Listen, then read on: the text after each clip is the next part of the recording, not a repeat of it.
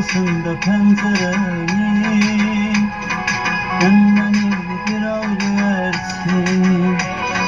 Ellerini uzattıkça, husunsiyet yarattıkça, su verdikçe kan attıkça, şenlenirdi bir avlu yersin. Uçtu haral göğertini, yaktı kara al göğertini.